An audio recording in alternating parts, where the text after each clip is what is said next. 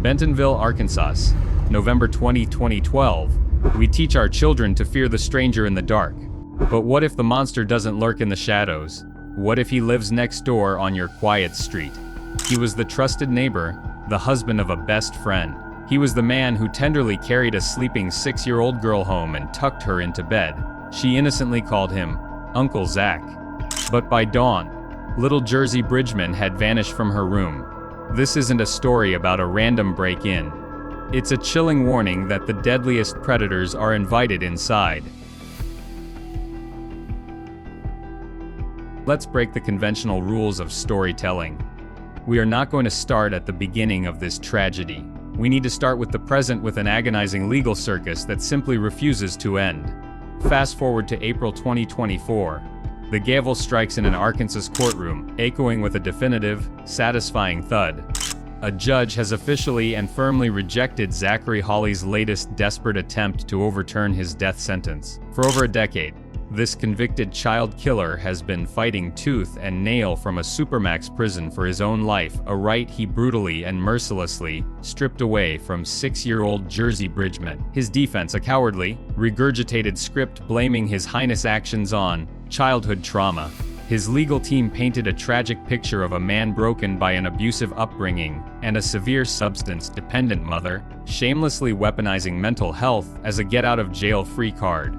It is a sickening display of evasion. Millions of people endure horrific, traumatic childhoods. They do not grow up to brutally assault and strangle a sleeping little girl.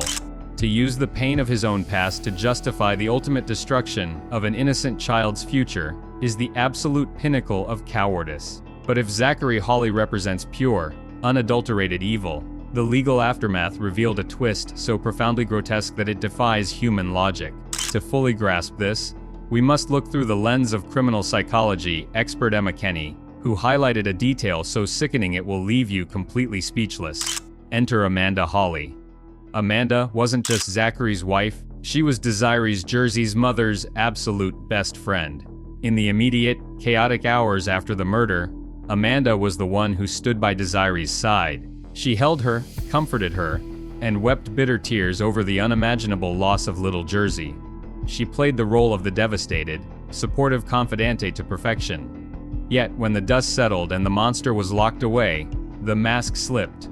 In a move that shocks the conscience, Amanda actively supported Zachary's appeals in 2019 again in 2023. The woman who once cried alongside a grieving mother actually put her support behind legal arguments, demanding that her husband's conviction be vacated. Her reasoning: she audaciously agreed with the defense that the overwhelming evidence proving Zachary's guilt, the undeniable DNA, the chilling confession, should not have been allowed in court. Read that again. She wasn't arguing his innocence. She was arguing that the proof of his monstrosity should have been hidden on a legal technicality so he could walk free. For Desiree, a mother who had already endured the incomprehensible agony of burying her 6-year-old daughter, this was the second strike of the blade. The first stab came from the monster who took her child's breath. The second came from the best friend who decided that monster's life was worth protecting. It was a secondary, psychological murder, a ruthless, chilling betrayal of humanity that proves sometimes the most terrifying villains are not just the ones who commit the crime, but the ones who blindly defend it. To truly comprehend the anatomy of this tragedy, we must first analyze the psychological illusion of safety that preceded it. Criminal profiling teaches us a terrifying reality. The most successful predators do not violently break down our doors. Instead, they manipulate us into willingly handing over the keys.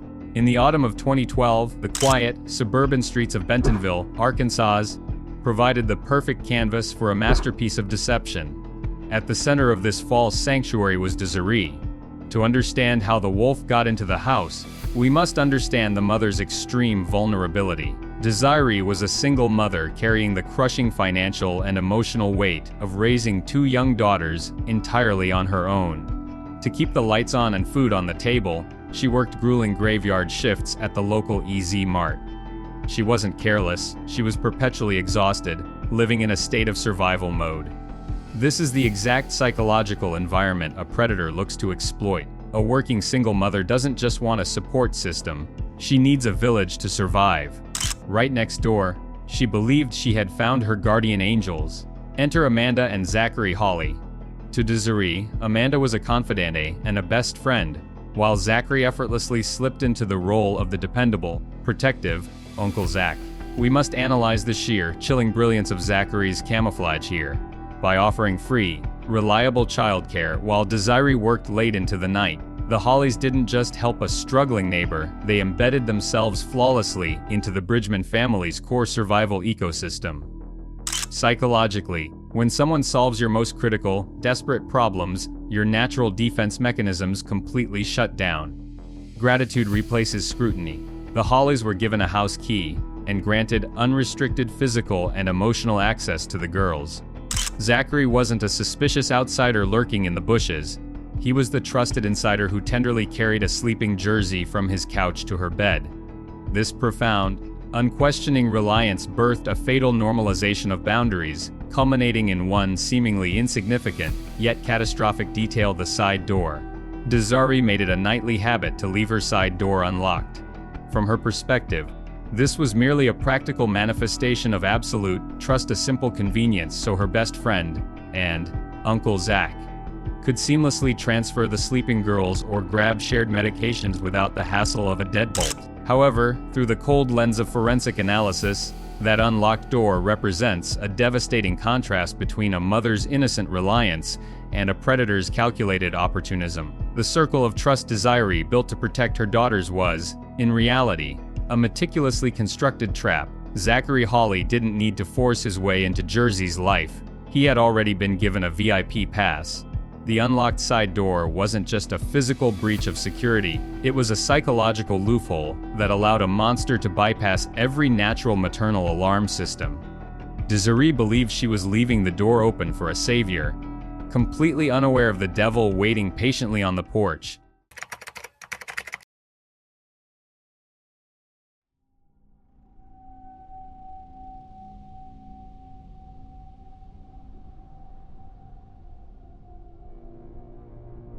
To objectively analyze the gravity of Jersey Bridgeman's murder, one must first examine the chronological trajectory of her brief existence.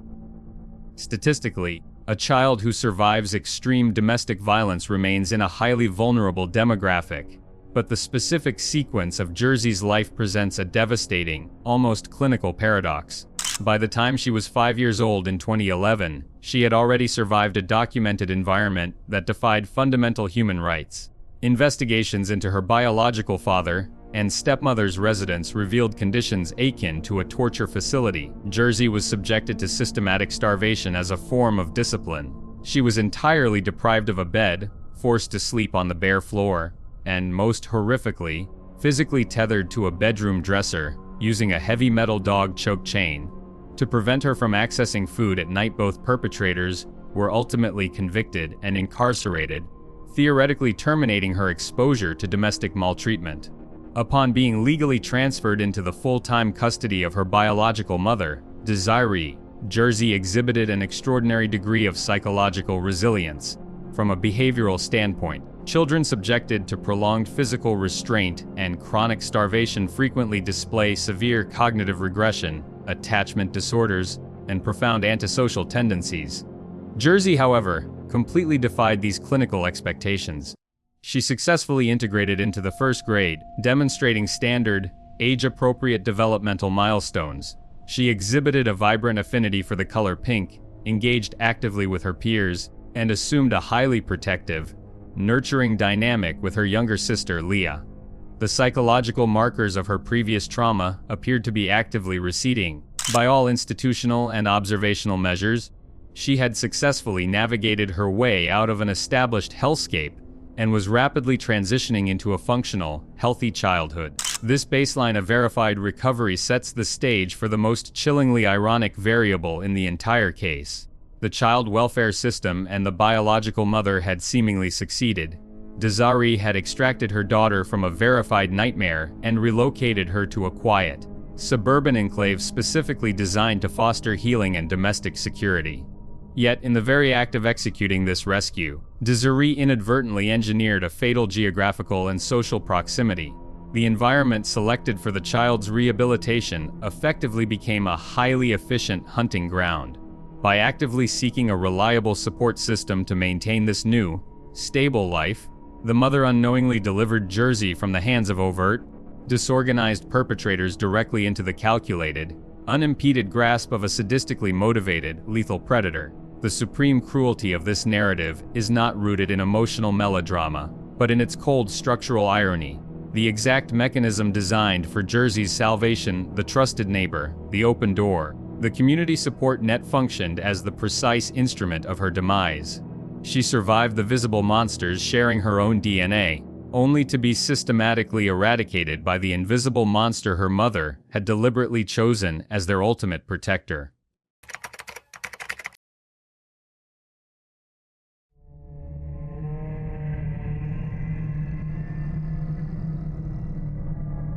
The night of November 19, 2012 settled over Bentonville with a deceptive, suffocating calm.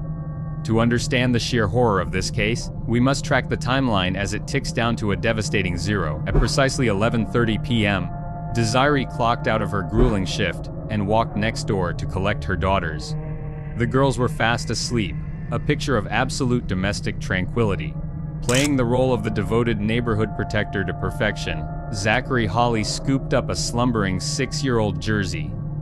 He carried her across the short, freezing stretch of yard and stepped into Desiree's home, gently laying the child into her bed. As Desiree pulled the blankets up, Jersey stirred just long enough to whisper her favorite, innocent phrase, "I love you to the moon and back." The lights clicked off. The side door was left unlocked. The trap was inadvertently set. Then comes the midnight gap, a terrifying void where the timeline fractures into pure horror. True evil doesn't announce itself with shattered glass. It slips silently through an open door. Sometime in the pitch-black early morning hours, a shadow detached itself from the Hawleys' house. Zachary crossed the yard once more. He didn't need to force his way inside, he simply turned the handle, moving like a ghost through the quiet house. He entered the children's bedroom. He woke the groggy, confused little girl, because it was the familiar face of Uncle Zach. She didn't scream. She didn't fight. Using this sickening psychological leverage, he lured her out of her warm bed and into the freezing night. He dragged her to the decaying, abandoned house at 704 SEA Street, just 2 doors down. Inside that vacant, debris-filled shell, the ultimate, unspeakable betrayal unfolded in the dark. The illusion of safety violently shattered at dawn. At 6:30 a.m. on November 20th, Desiree woke to start the school day. She walked into the bedroom. Lee was safe, but Jersey's bed was completely empty. The silence in the house suddenly turned deafening. A frantic search of the rooms and closets yielded nothing. Panic metastasized into raw, suffocating terror as Desiree dialed 911, her voice cracking in a harrowing call that would forever haunt the dispatchers. Police swarmed the neighborhood within minutes. They fanned out, searching frantically, until an officer noticed the back door of the vacant house standing ajar. Inside a dusty, forgotten bedroom closet, they made a discovery that froze the blood of even the most seasoned investigators. The lifeless, discarded body of 6-year-old Jersey. The predator hadn't just stolen her life, he had brutally strangled her using her own pajama pants. The monster was never hiding under the bed. He was the one who tucked her in. How does a community ever recover from a betrayal this intimate and calculated? Let us know your thoughts on this chilling case in the comments section below. If you want us to keep exposing the dark realities hidden behind closed doors, make sure to hit that subscribe button and turn on notifications. Every seasoned homicide detective knows that the most dangerous killers do not panic, they perform. In the immediate aftermath of Jersey's murder, Zachary Hawley put on a masterclass in calculated deception. He didn't flee the state or hide in the shadows. Instead, he presented investigators with a meticulously crafted, seemingly bulletproof alibi. During questioning, he casually mentioned waking up with severe stomach cramps, prompting him to walk to the nearby Easy Mart to buy a bottle of Pepto-Bismol at exactly 3:35 a.m. It was a brilliant, premeditated move because it was entirely verifiable. Security cameras at the convenience store confirmed his late-night errand down to the exact minute. Playing the role of the helpful, deeply concerned neighbor, Zachary was overwhelmingly cooperative. He confidently handed over the clothes he claimed to be wearing that night for forensic testing, betting his life that his 3:35 a.m. timestamp granted him absolute immunity for the dark hours before and after the store run. But staggering arrogance is often a predator's fatal flaw. Emboldened by his own perceived cleverness, Zachary made a catastrophic psychological miscalculation. Desperate to shake off the lingering, suffocating suspicion, he voluntarily requested a polygraph test to clear his name. He walked into the Bentonville Police Department, fully expecting to outsmart the machine and walk out an exonerated man. Instead, he walked right into a psychological bear trap. The charts didn't just indicate baseline stress, they screamed outright deception. He failed miserably. Armed with the failed polygraph and freshly expedited laboratory results, investigators initiated the takedown. The atmosphere in the interrogation room instantly shifted from a polite interview to an inescapable psychological corner. The investigators dropped the hammer. The polygraph results indicated deception, meaning that you failed the test. The DNA matches your DNA. Amen. So I just believe I didn't do it. Listen closely to that exchange, because it reveals the absolute, unvarnished core of a psychopath. Pay attention to what is glaringly, sickeningly absent from Zachary's panicked reaction. Jersey, presented with irrefutable, scientific proof that he brutally assaulted and strangled a 6-year-old child he claimed to love. There is not a single tear shed for the victim. There is no horror at the loss of a beautiful, innocent life. His immediate, reflexive response is a display of pathetic, narcissistic self-pity. The DNA evidence traps him in a corner, and his only concern is his own impending misery. He is terrified of going to prison. He is terrified of his wife leaving him. He is terrified of losing access to his child while standing accused of stealing someone else's. In the face of undeniable truth, the wolf finally drops the sheep's clothing, revealing a cowardly, self-obsessed monster who cares about absolutely nothing but his own skin. The mind games were over. The facade had officially crumbled. As the trial commenced in Benton County, the prosecution dismantled Zachary Hawley's defense with the cold, surgical precision of forensic science. This was no longer a case of he said, she said. It was a confrontation with steely evidence. The Arkansas State Crime Lab presented the jury with irrefutable biological proof, a direct DNA match from semen recovered at the scene. But perhaps the most damning evidence was the detail provided by Hawley himself during his eventual confession. He had sketched a floor plan of the abandoned house, pinpointing the exact closet where Jersey's body lay, information the Bentonville police had strategically withheld from the public. This proved beyond a shadow of a doubt that Zachary Hawley wasn't just a suspect, he was the architect of Jersey's final moments. Throughout the harrowing testimony, observers in the gallery were struck by a chilling observation: Hawley's total lack of effect. As the medical examiner, Dr. Frank Peretti, described the brutal ligature strangulation and displayed graphic photos of the child's injuries, the courtroom was filled with audible gasps and stifled sobs.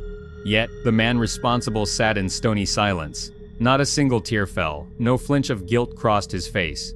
This robotic indifference highlighted a horrifying coldness that suggested he viewed the entire proceeding as a mere inconvenience rather than a reckoning for a stolen life.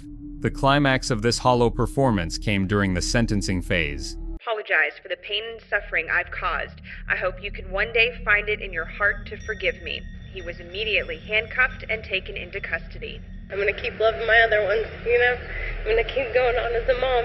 Keep with my little girls. The other two. The logical analysis of this moment reveals a staggering moral gap. Hawley's apology was plastic, a scripted, one-sentence performance that lacked the weight of the atrocity he committed. His tone was as casual as if he were apologizing for a minor social slight, a plastic sentiment offered only to appease the board deciding his fate.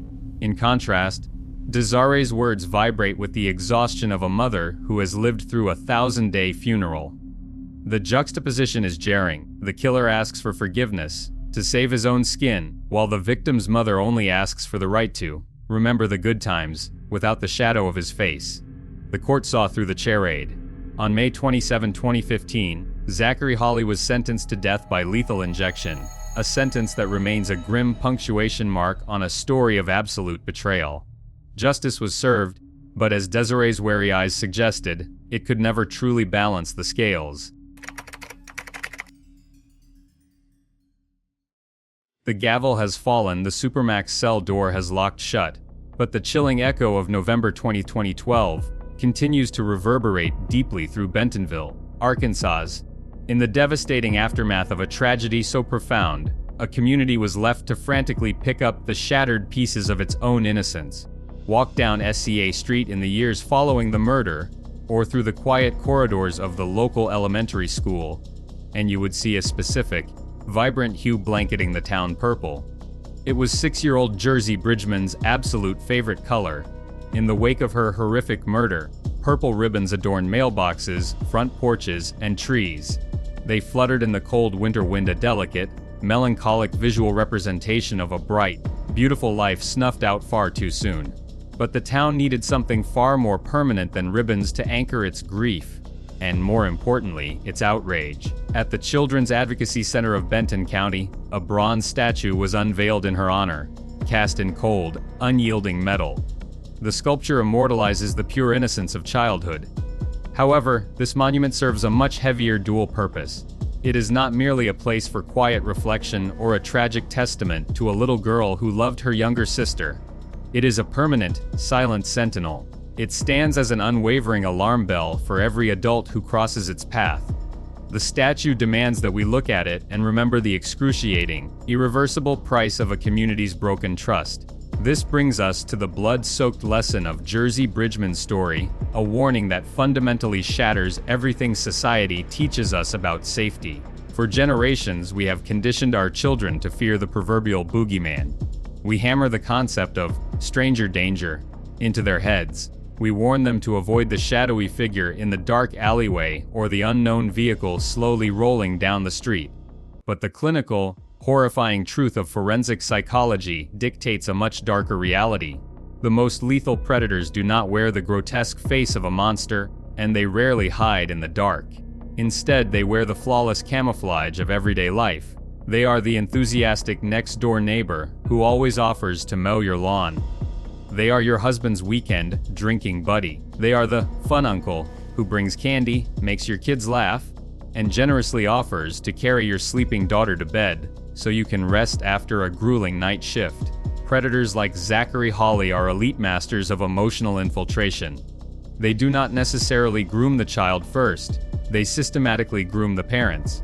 They manufacture a brilliant facade of helpfulness, reliability, and warmth, disarming the natural, biological alarm systems of the adults tasked with protecting the vulnerable. They build a sturdy bridge of trust solely for the purpose of walking across it to claim their prey in the dead of night. This is the harrowing, uncomfortable takeaway that every parent, guardian, and caregiver must absorb. You can never outsource the absolute safety of your children based on the flimsy, subjective premise of familiarity. Knowing someone for a few months, or even a few years, does not grant them a VP pass to your child's physical boundaries. Convenience must never be allowed to eclipse vigilance. Desiree made the fatal, albeit innocently intended, decision to leave her side door unlocked to accommodate a trusted friend. It was a gesture of community, a symbol of an open-door policy among loved ones. Yet, that single assumption of safety, that dangerous belief that "he is a good guy, I know him," became the fatal loophole that allowed a predator to silently extract a child from her own sanctuary. We must stop confusing physical proximity with safety. We must stop confusing friendliness with morality. The complacency of well-meaning adults is the very oxygen that child predators breathe. The tragic legacy of Jersey Bridgeman is a mandate for relentless, unapologetic vigilance. It is a strict demand that we lock our doors both literally and metaphorically, and critically evaluate every single individual who seeks access to our children. Because the heartbreaking reality, the definitive lesson written in the blood of a 6-year-old girl, is that adult subjectivity and the illusion of safety are sometimes paid for with the ultimate, irreversible price, an innocent angel who closes her eyes in her own bed and simply never wakes up again.